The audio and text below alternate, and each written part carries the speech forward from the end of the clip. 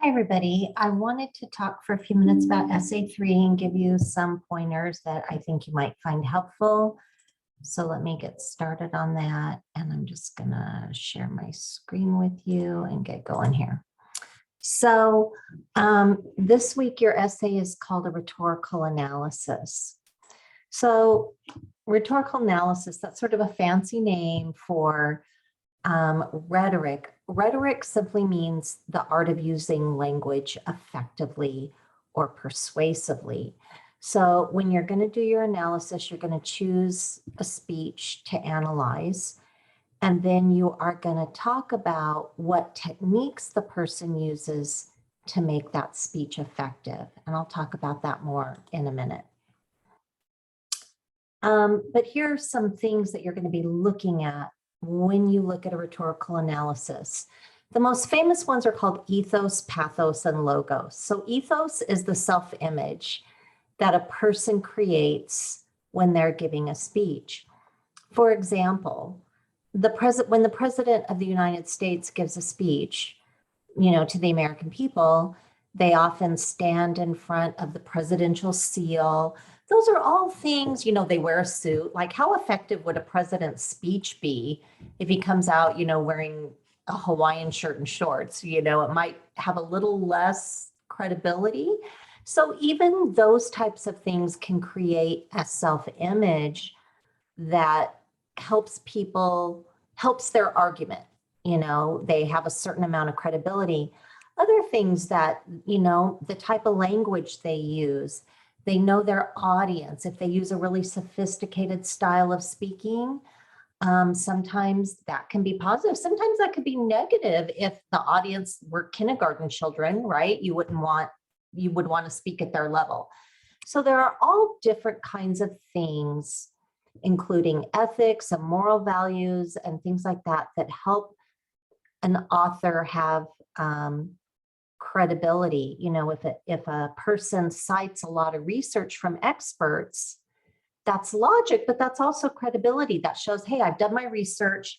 I'm only going to give you information by people that are experts in the field. That helps credibility. It helps your credibility when you write a paper.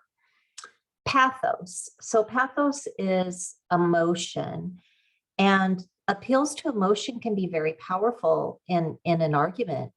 They're not necessarily bad. Sometimes they can be overly emotional, but, appealing to a person's emotions, right now, the gun control issue is really an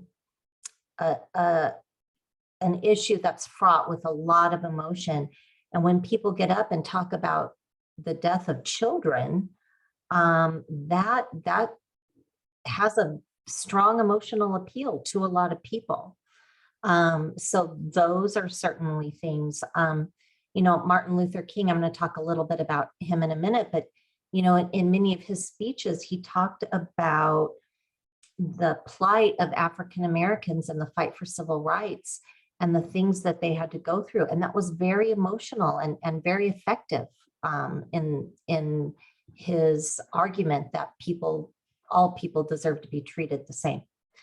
And then logos is the use of logic. Does the writer or the speaker give very logical explanations? Are they using data? Are they using research? Do they make sense?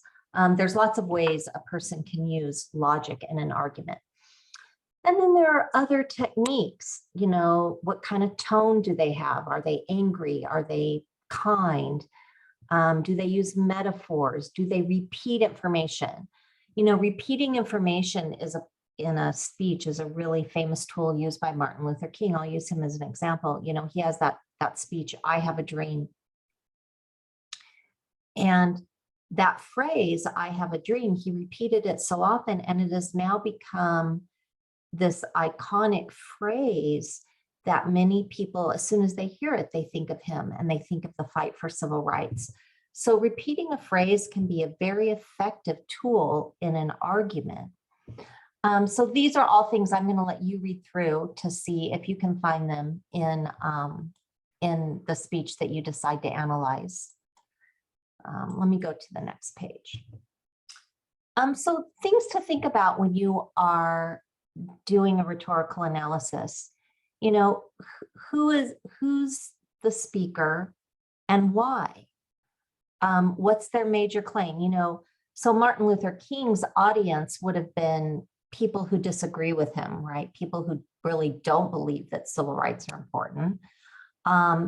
And his claim was that, you know, every person should be treated equally and that there's still a long way to go in the fight for civil rights. But when you're analyzing the argument, we already know that that's his point. That's his argument. You're not arguing whether his point was effective. You're only looking at what techniques he uses to make his argument. Does he use logic? Does he use repetition? And that's one of the things that can be kind of difficult in a rhetorical analysis for someone to stay away from the points and only look at the technique. But you only want to look at the technique and whether or not it's effective. So your job is to write a minimum three-page essay on a speech. You can pick your own. I have some suggestions. I'll show you those down at the end of the assignment. But the hardest part is to keep your distance. You know, if somebody's making a big argument that you feel really impassioned about, like the fight for civil rights or the fight for gun control or something like that, I mean, you're really passionate about it, you still need to keep your distance from their point and only look at how they're making their argument and whether or not their argument is effective.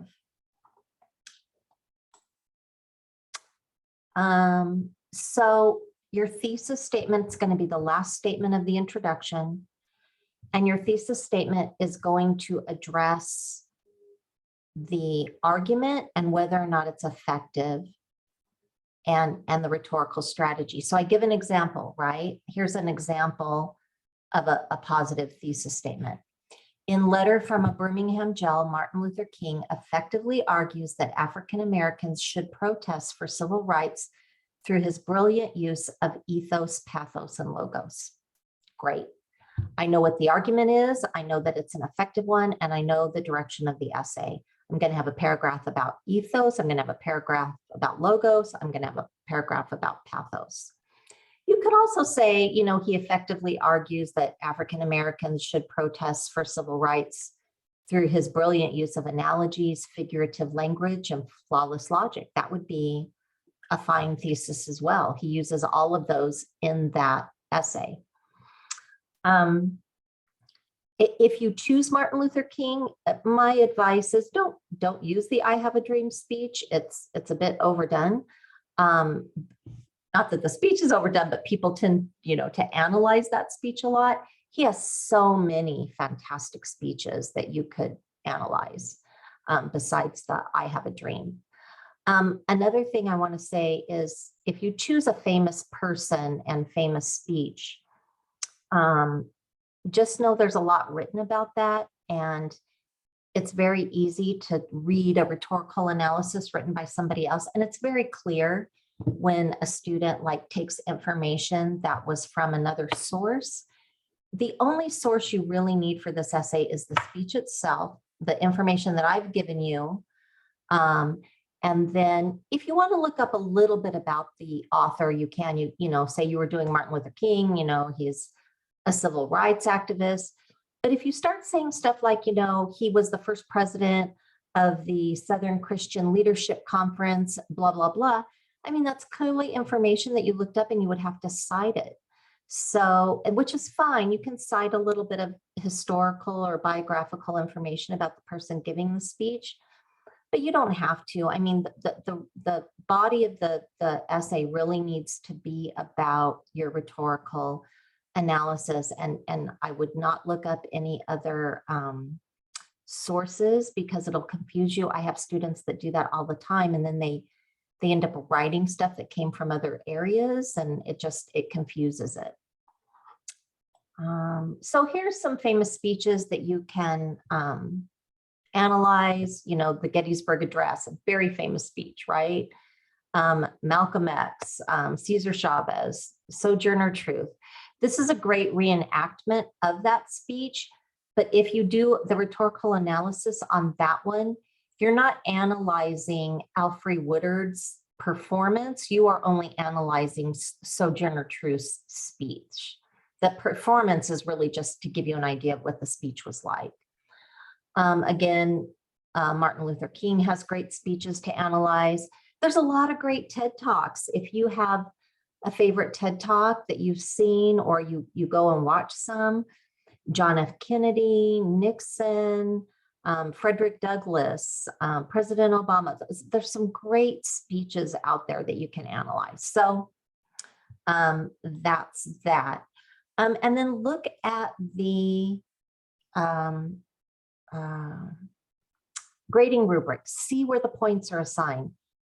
The thesis clearly states what the argument is and whether it was effective. Got to have that. You know, is there support? The focus, is the focus on the effectiveness of the argument, not the argument itself. The focus remains on rhetorical technique, logos, pathos, ethos, and other rhetorical devices, rather than the points the author is making. And so on. So you want to look at your grading rubric to see where the points are going for this particular speech. Other than that, I don't have any additional thoughts, but if you want to email me, you know, what you want to work on or a thesis for a paper, I'm happy to give you some information on that or give you some feedback on that. Otherwise, let me know if you have any questions, and have a great week.